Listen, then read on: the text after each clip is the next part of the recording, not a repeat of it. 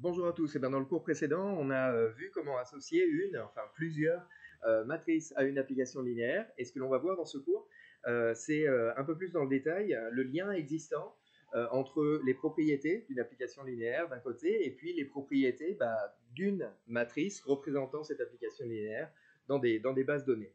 Alors, on va commencer par un énoncé assez général. Je ne vais pas en faire la preuve dans le détail, simplement parce qu'elle est un peu lourde, mais en tout cas, en expliquer l'idée, ce qui est le plus important. Et la propriété est la suivante. Alors, vous vous souvenez, on fait un paquet d'hypothèses. Au départ, on travaille avec deux espaces vectoriels de dimension finie, qu'on appelle E et F. On note respectivement P et N, les dimensions des espaces vectoriels E et F. On choisit B une base de E, on choisit B' une base de F. Et puis, ce que l'on a vu la dernière fois, c'est que ayant introduit tout ceci à une application linéaire petit f qui va de grand E de grand f, on peut associer sa matrice, si je m'arrête ici, c'est une bêtise, sa matrice dans les bases B et B', donc c'est-à-dire sa matrice en choisissant au départ la base B pour l'espace vectoriel E et à l'arrivée la base B'. Donc on peut associer à une application linéaire sa matrice. Ça finalement c'est le cours de la dernière fois. Alors ce qui est le cours d'aujourd'hui, c'est que cette application, ce procédé, cette application que j'ai notée psi, eh bien en fait c'est une application qui va être linéaire et qui va être bijective. C'est un isomorphisme d'espace vectoriel de l'espace vectoriel des applications linéaires de dans F vers MNP de K. Donc ceci est un isomorphisme. Un isomorphisme. Voilà, l'espace vectoriel, je ne vais pas réécrire au-dessus, de L de F dans MNP de K. Alors, tout d'abord, un mot sur l'explication, enfin la preuve de cette propriété. Dire que c'est un isomorphisme, ça signifie deux choses. Ça signifie que c'est linéaire et que c'est bijectif. Donc, que c'est linéaire, d'une part, et bijectif, d'autre part. La linéarité, elle provient juste de la définition un peu lourdingue, vous vous souvenez, où il y avait vraiment un nombre d'hypothèses absolument incroyable et plein de quantificateurs partout, de la définition de ce qu'est la matrice de F dans les bases B et B'.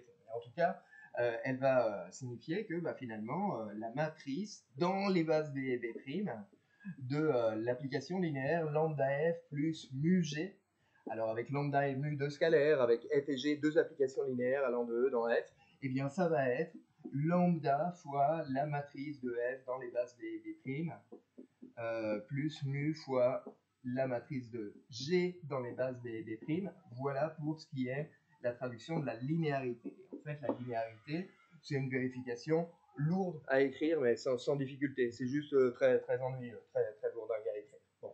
Donc, voilà pour le caractère linéaire. Pour le caractère bijectif, en fait, dire qu'il y a une bijection, finalement, ça va vouloir dire que dès lors qu'on connaît une matrice à n lignes et p colonnes, on peut lui associer de manière unique une application linéaire, L, qui va de E dans F. Alors pourquoi? Parce qu'en fait, si vous prenez ici une matrice qu'on va appeler A, pour être extrêmement originaux, cette matrice A va donc avoir, alors d'abord c'est écrit dessus, n lignes et p colonnes, donc ses coefficients sont A1, AN1, tac, A1P, ANP.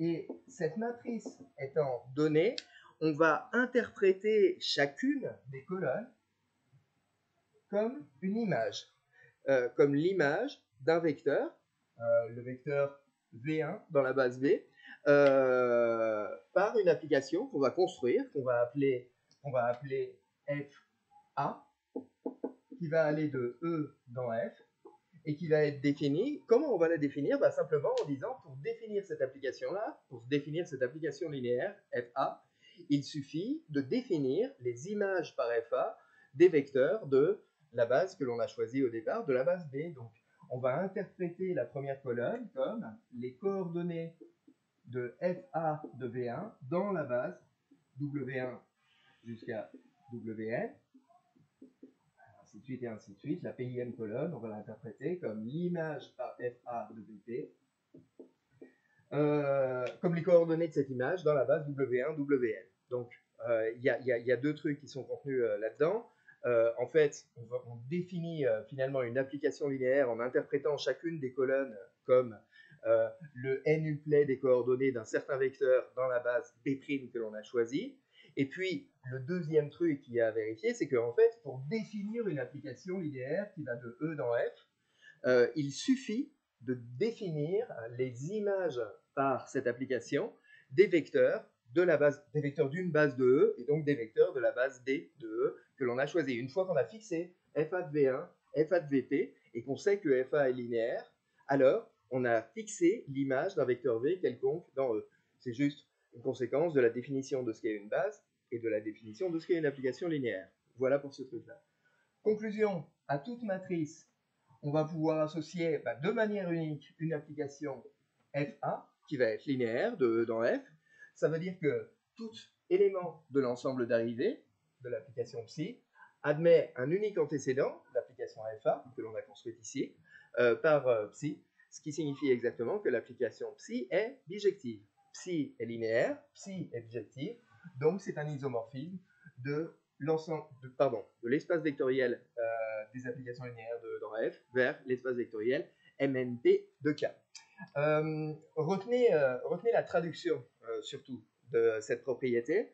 La traduction, c'est que à toute application linéaire, on peut associer une unique matrice dès qu'on a fixé une base de l'espace vectoriel de départ ou de l'espace vectoriel d'arrivée. Et réciproquement, toute matrice peut être interprétée comme la matrice d'une unique application linéaire qui va de E dans F, la matrice dans les bases B et B' de cette application, et c'est ça ce qui va faire son unicité. Donc, il y a une correspondance bijective entre application linéaire d'un côté et matrice de l'autre côté, mais cette correspondance est bijective sous réserve qu'on ait fixé une base de l'espace vectoriel de départ et de l'espace vectoriel d'arrivée.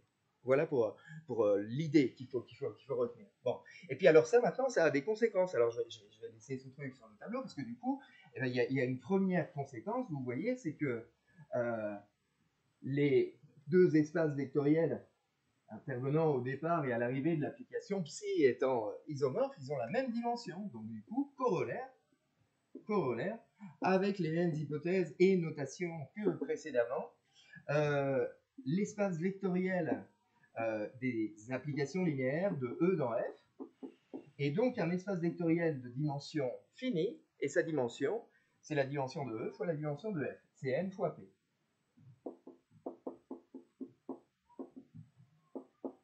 D'accord? Ça, c'est égal à n fois P. Le corollaire est immédiat, évidemment. Les deux espaces vectoriels, celui-ci et MNP, sont isomorphes.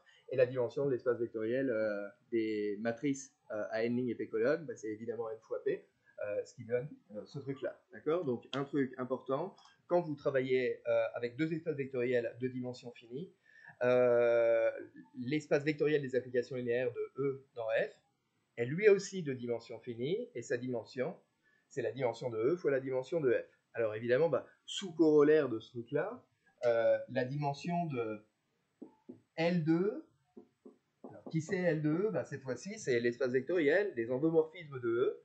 Lui aussi va être de dimension finie, et puis sa dimension, ça va être N carré, P carré, c'est-à-dire la dimension de E au carré. D'accord? Donc voilà pour ceci. Et ça, ça a une importance. Alors d'abord parce qu'on peut s'en servir dans certaines questions d'écrit. Ensuite, ça a une importance parce que ça permet c'est un moyen facile de montrer, quand vous serez en SP, l'existence d'un polynôme qui s'appelle polynôme minimal associé à un endomorphisme. Bon. Donc voilà pour ce premier corollaire. Donc en tout cas, retenez une conséquence du fait que l'application précédente est un isomorphisme, eh bien, donc la dimension de L de E, c'est la dimension de E au carré.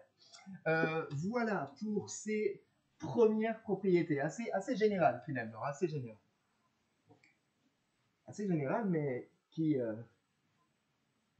sont utiles. Il faut vraiment avoir en tête pour la suite de l'algèbre linéaire que finalement, il y a une correspondance entre les applications linéaires d'un côté et les matrices de l'autre côté, et qu'on va pouvoir étudier complètement une application linéaire, ou qu'on va pouvoir avoir des propriétés fondamentales sur une application linéaire à partir du moment où on aura certaines propriétés sur la matrice correspondante. Alors, pour illustrer cette affirmation qui reste vachement vague, vachement floue, une propriété très importante en pratique.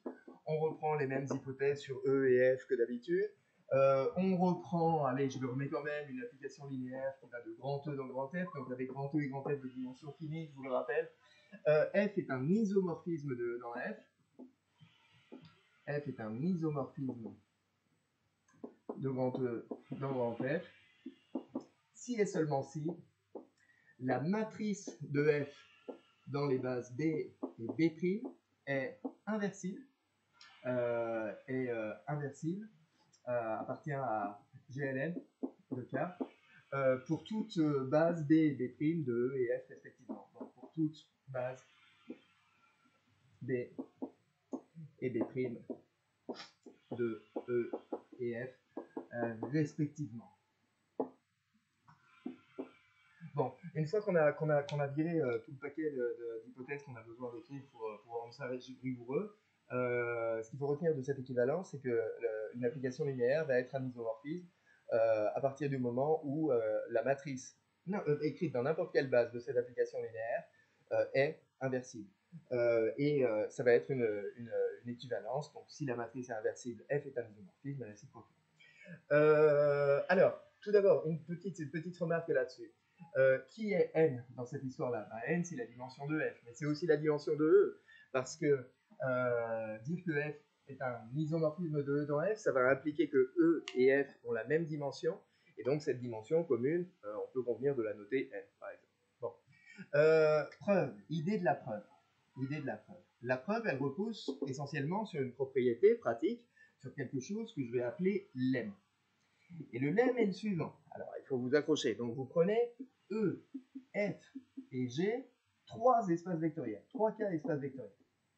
Et puis, on va considérer 2 applications linéaires. Une première qui va de E dans grand F, et une deuxième qui va de grand F dans grand G. Ça passe jusque-là. La première, on l'appelle petit f, la deuxième G. Bon, ok, d'accord. Donc, on peut construire G rond F. Ok.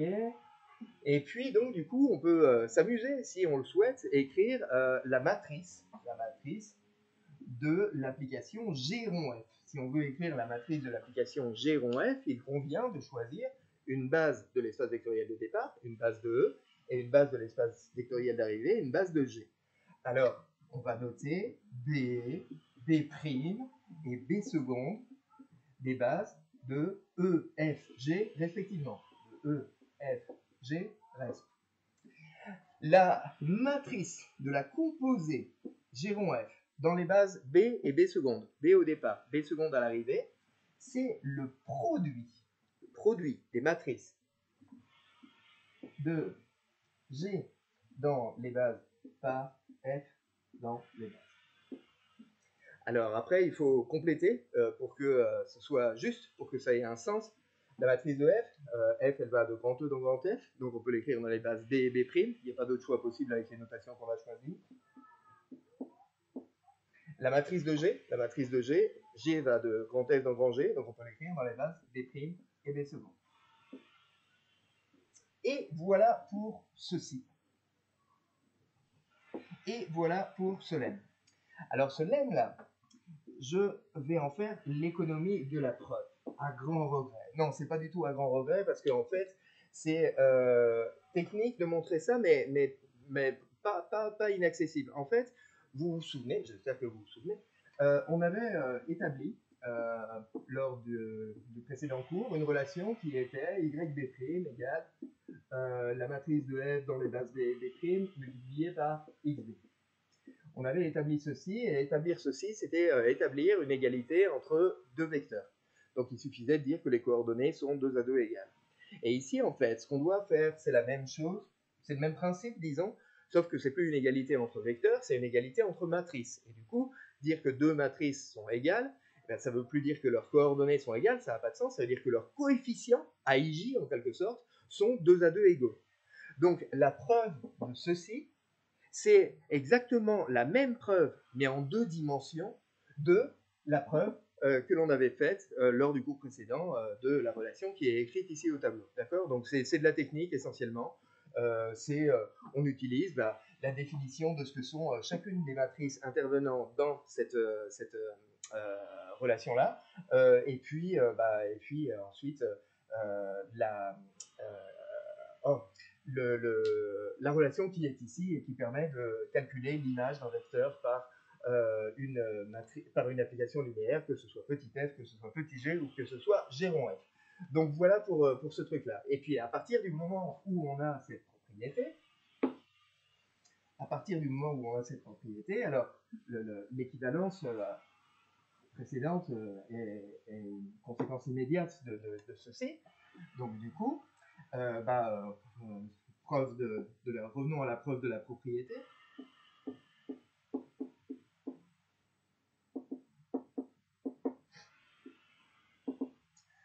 Donc, dire que f est un isomorphisme de E dans f, ça signifie que, on va le faire, tiens, on va le faire en deux coups. Dire que f est un isomorphisme de E dans f,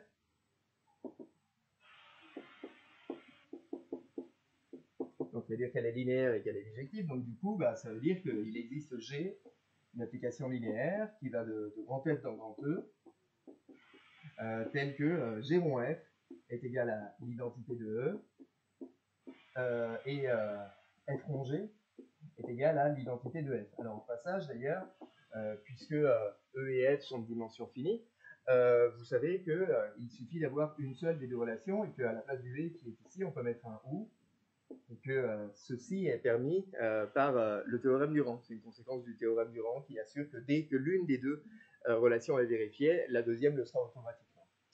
Et du coup, si on prend cette relation précisément, G rond F égale l'identité de E, elle va avoir une traduction matricielle. Et la traduction matricielle, ça va être que la matrice de l'application G rond F, c'est égal à la matrice de l'identité, de E.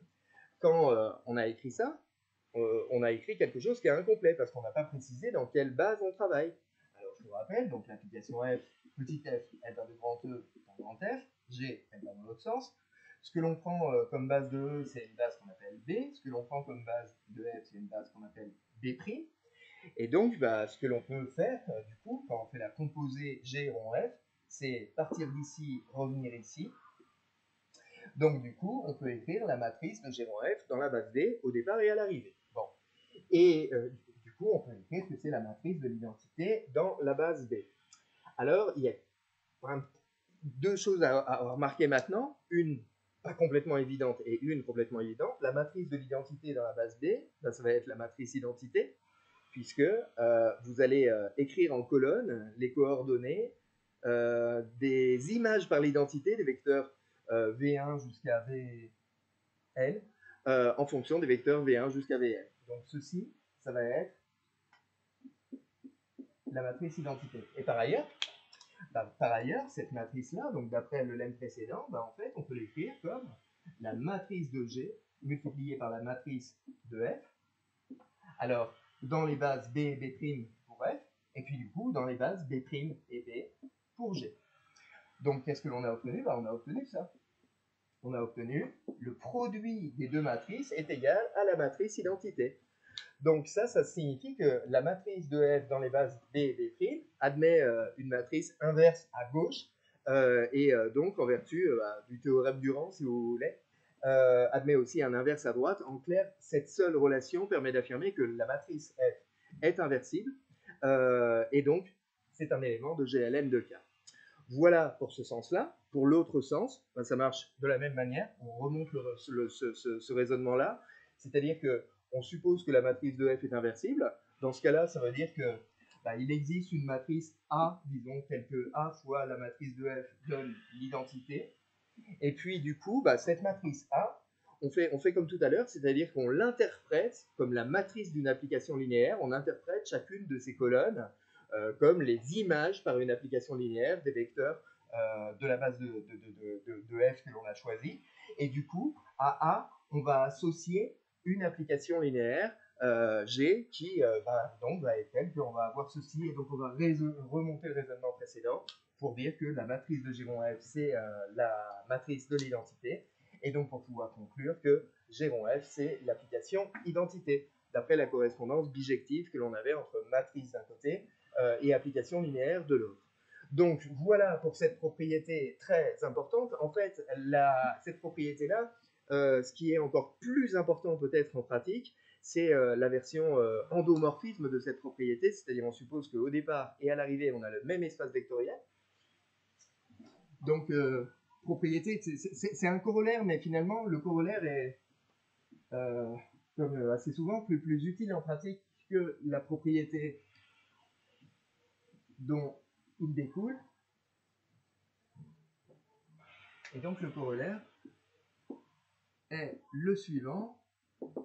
On travaille avec E un cas espace vectoriel de dimension finie, qu'on va appeler N, pour être très originaux. On travaille avec F, un endomorphisme de E.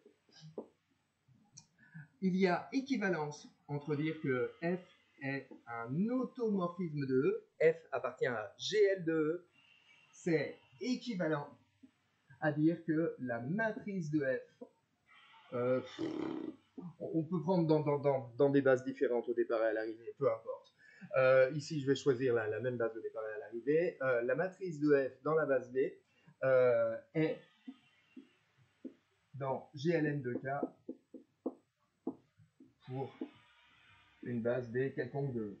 Pour une base B de E quelconque. Une magnifique, une superbe équivalence. Dire que F est un automorphisme, c'est équivalent à dire que sa matrice, dans une certaine base, est inversible. Dire que F est dans GL de E, ça veut dire que la matrice de F est dans GLN de K. Ce qui, enfin, éclaire un peu le fait qu'on a choisi la même notation, ou presque la même notation, GL, pour désigner des objets qui, a priori, n'étaient pas connectés jusqu'à présent. D'un côté, donc, GLN de K pour désigner les matrices inversibles, de l'autre côté, GL de E pour désigner les automorphismes de E, donc les applications linéaires et bijectives de E. Jusqu'à présent, il n'y avait pas de lien, mais justement, une conséquence de ce que l'on a fait jusqu'à présent, dans ce cours, dans ce présent cours, c'est qu'il y a une correspondance bijective entre les deux. Donc ça, c'est évidemment juste un corollaire immédiat, alors immédiat, c'est direct, de la propriété précédente. Et alors ça, évidemment, il faut savoir, très très très important, l'utiliser en pratique. Et ce que je vous propose, c'est de clore précisément ce cours par un exemple pratique, un exemple issu de E3A. Vous voyez, alors de E3A d'il y a 3 ans, je crois, juste pour commencer par quelque chose qui n'est pas trop méchant, et que je vais un tout petit peu simplifier ici pour le rendre rapide à écrire. On considère l'application, je crois qu'elle s'appelait F, mais j'en suis même pas sûr, peu importe, F, qui va de F3 de X. Dans F3 de X. Et qui a un polynôme P, associé P moins P. Et donc ce que l'on va faire, c'est que on va choisir comme base B, la base canonique de R3, donc 1x, x2, x3. Ah oui, et pourquoi on fait ça, pardon, excusez-moi, pour répondre à la question qui est prouver que F est un automorphisme de R3 de X et déterminer l'expression de F-1, déterminer l'expression de l'automorphisme réciproque. Bon, alors, une chose à la fois. Tout d'abord, prouvons que F est un automorphisme de R3 de X. Est-ce que F appartient à GL de R3 de X?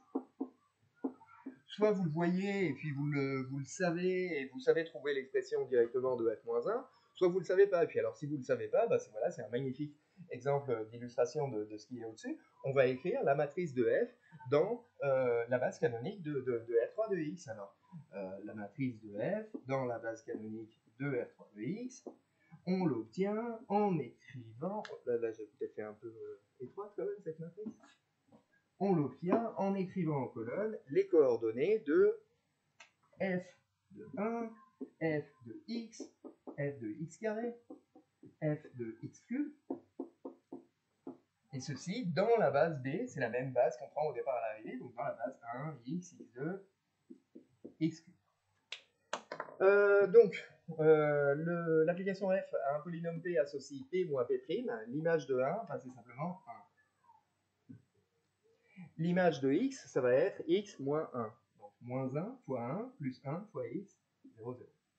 L'image de x2, ça va être x2 moins 2x. Donc 0 fois 1, moins 2 fois x, 1 fois x2, 0 fois x3, évidemment. L'image de x3, ça va être x3 moins 3x carré. Du coup, ça va être 0 fois 1, 0 fois x, moins 3 fois x carré, donc moins 3, et puis 1 fois x3. Hop là. Et voilà donc la matrice de l'application f dans la base B.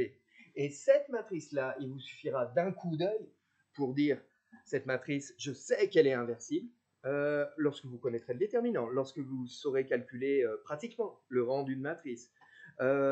Bon, pour l'instant, pour l'inversibilité, vous pouvez juste vous souvenir que ce que l'on a fait quand on a résolu des systèmes linéaires par la méthode du pivot de Gauss, c'est qu'on a cherché à les triangulariser. C'est le cas ici, on a la jolie matrice d'un système triangulaire, et que ce système admet un unique quadruplet solution lorsque, évidemment, vous êtes capable de remonter chacune des équations pour avoir la valeur d'une nouvelle inconnue à chaque fois, c'est-à-dire lorsque les coefficients sur la diagonale sont tous non nuls, on est sûr qu'on va avoir une matrice inversible. Et qu'on a des zéros en dessous, hein, on est bien d'accord, que le système est déjà triangulaire. Bon.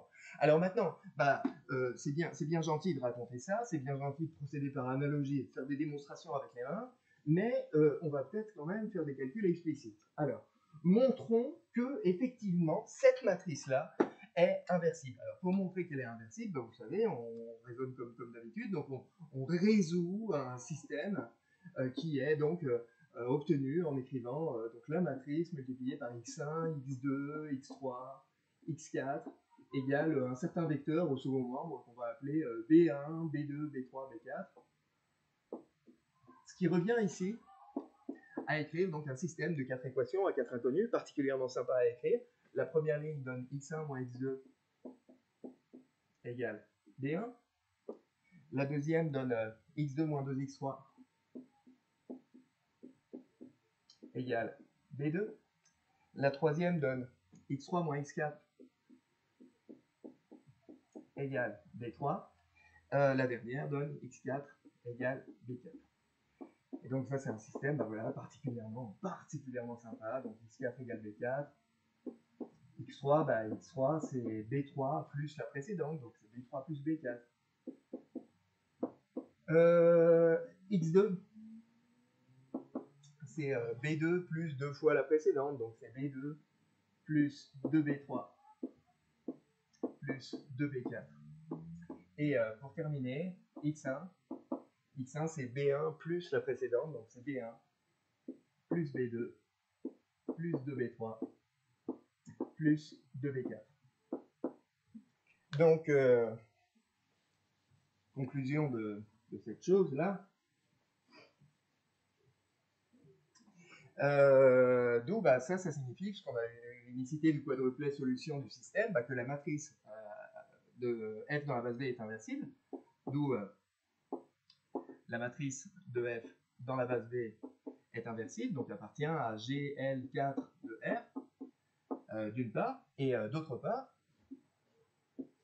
sa matrice inverse, donc la matrice inverse de cette matrice-là, c'est la matrice dont on peut lire les coefficients. Alors, pour la première ligne, donc c'est 1, 2, 2. Pour la deuxième, 0, 1, 2, 2. Pour la troisième, 0, 0, 1, 1. Et pour la dernière, 0, 0, 0, 1.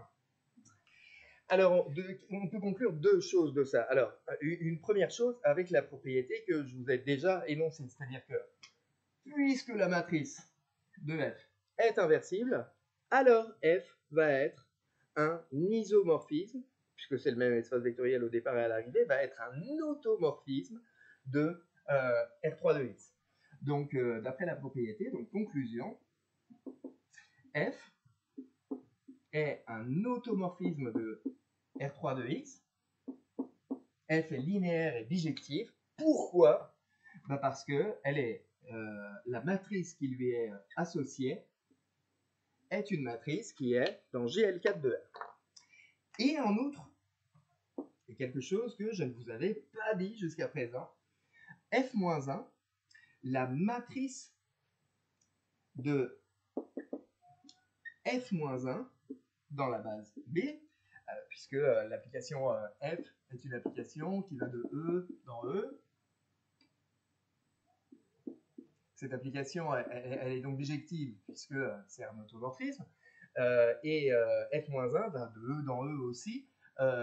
Donc, on choisit la base B au départ à l'arrivée. Et bien, la matrice de F-1 dans la base B, et ben, en fait, c'est la matrice de F dans la base B, le tout moins 1. En clair, ceci, eh ben, c'est la matrice de l'automorphisme réciproque.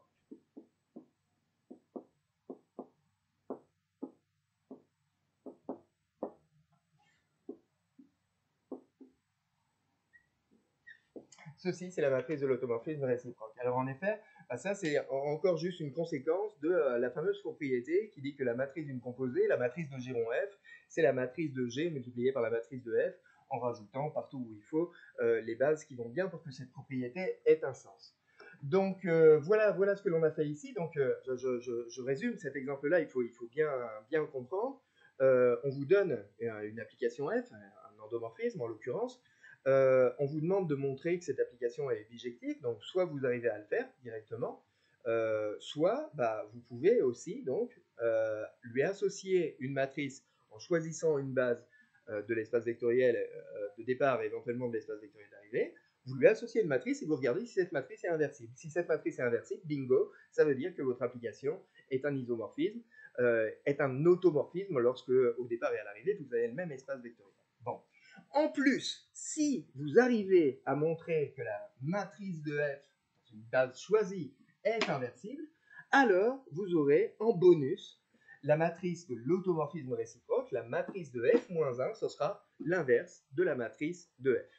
Donc voilà pour cette propriété. Alors du coup, tiens, juste pour terminer, pour finir en bouclant la boucle avec le début du cours consacré donc aux matrices associées à une application linéaire, puisque l'on connaît la matrice de F-1, la matrice de l'automorphisme réciproque, on est capable d'exprimer carrément F-1, on est capable de dire F-1 du polynôme P, ça va être tel polynôme, explicitement.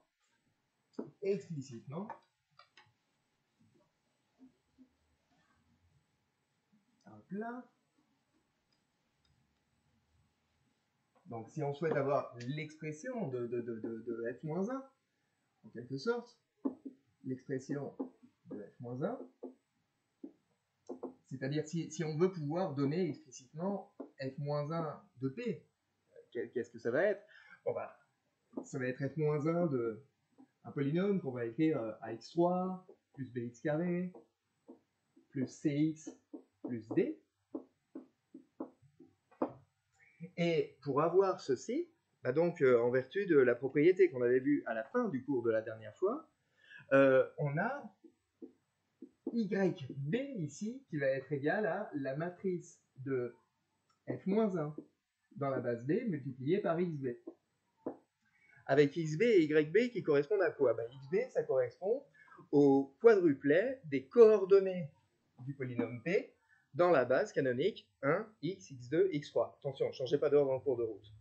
YB qui est ici, ça correspond au quadruplet des coordonnées du polynôme f de P dans la base, de nouveau, 1, x, x2, x3, dans cet ordre-là. Par conséquent, donc, on va faire ce calcul. Alors on a donc les coordonnées de f-1 de P, donc le YB si vous voulez de la propriété de la dernière fois. Je ne remets pas en toutes lettres ce à quoi correspondent XB, YB, etc. Sinon ça va prendre tout le tableau. Donc YB, en tout cas, on va l'obtenir en faisant le produit de la matrice de f-1, c'est-à-dire en faisant le produit de cette matrice-là, 1, 1, 2, 2, 0, 1, 2, 2, 0, 0, 1, 1, 0, 0, 0, 1, multiplié par xb, c'est les coordonnées du polynôme p. Donc c'est a, b, c. Ah non, c'est pas a, b, c, d. Vous souvenez-vous, la base canonique, on l'a prise dans l'ordre 1, x, x2, x3. Du coup, c'est d, c, b, a. Attention au tri-piège. Du coup, bon, bah, après, ça reste un calcul à faire. Donc ça donne, bah, voilà, alors d plus c plus 2b plus 2a. C plus 2b plus 2a. Je vais y arriver. B plus A. Et pour le dernier, A. Hop là. Du coup, qu'est-ce qu'on peut conclure avec ça? Du coup, voilà ce qu'on a calculé, hein, ce qu'on a calculé ici. Eh bien, c'est exactement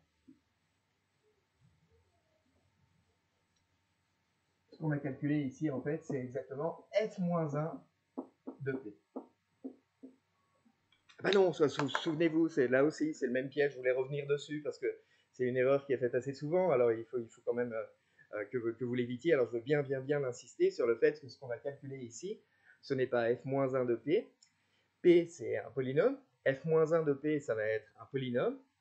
Ça, c'est pas un polynôme. Ça, c'est un vecteur dans R4. C'est un quadruplet réel, mais c'est pas un polynôme. Donc, ceci, ce n'est pas f-1 de P, ce sont les coordonnées de f-1 de P dans la base canonique de R3 de X. Du coup, f-1 de P, f-1 du polynôme, donc ax3, etc. Eh bien, ça va être, donc, c'est les coordonnées dans la base 1x, x2, x3. Donc, bah, du coup, ça va être ax3 plus b plus a fois x carré plus c plus 2b plus 2a fois x plus le coefficient constant qui est b plus c plus 2b plus 2a. Voilà pour f-1 de p. Donc on résume le cours, ce qu'on a vu dans le cours d'aujourd'hui.